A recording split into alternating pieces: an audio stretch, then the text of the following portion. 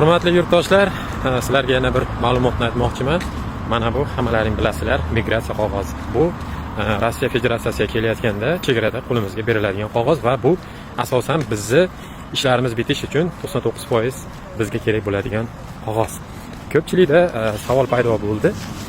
Aynan shu migratsiya qog'oziga yangi qonun bo'yicha propiska qilingandan keyin orqasiga muhr bosirish kerak ekan, ya'ni pechat urdirish kerak ekan. Bu qanchalik to'g'ri va qanchalik asosli deb savollar berishyapti va men aynan shu savolga javob olmoqchiman. Haqiqatan shunaqami? Agar shunday bo'lsa, bu aynan kimlar uchun amal qiladi va qanday holatda? Shuni bilib chiqib sizlarga javob aytaman. Здравствуйте еще раз. По поводу миграционка. Вот сейчас по новому закону говорят, что первично дается вот эта миграционка сначала на 3 месяца прописка, да, делается, да. А потом, когда продлевают, сзади надо печать ставить. И это только у кого принятие решения. Это Киргизия, Армения. Это надо, это... по трудовому. А патентники, они привязаны к патенту. Насколько оплатил, все, вот это хорошо. Значит, если на дороге кто остановит, мы можем... У него регистрация, в вот это регистрации штамп и подпись инспектора. Все. Да.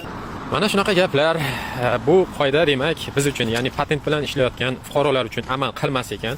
Mana bu migratsiya qog'ozining orqasiga, demak, kim 1 yillik shartnoma asosida ishlayotgan bo'lsa yoki student bo'lsa, o'qiyotgan bo'lsa, universitetdami, institutdami, kollejdami va boshqa soha bo'yicha insonlar uchun amal qilar ekan. Aynan biz uchun, patent bilan ishlayotgan insonlar uchun buni daxli yo'q ekan, chunki eshitdinglar, patentga kimdir bir oyda bir marta to'lov qiladi va bir oyga registratsiya qiladi. Kimdir birdaniga 3 oyga to'lov qiladi, 3 oyga registratsiya qiladi. Shuning uchun patent aynan registratsiya qog'oziga bog'langan ekan. Migratsiya faqat qog'ozi, faqat shu yoningizda bo'lsa, yo'qotmasdan yursangiz, patent muddati tugaguncha bo'ldi.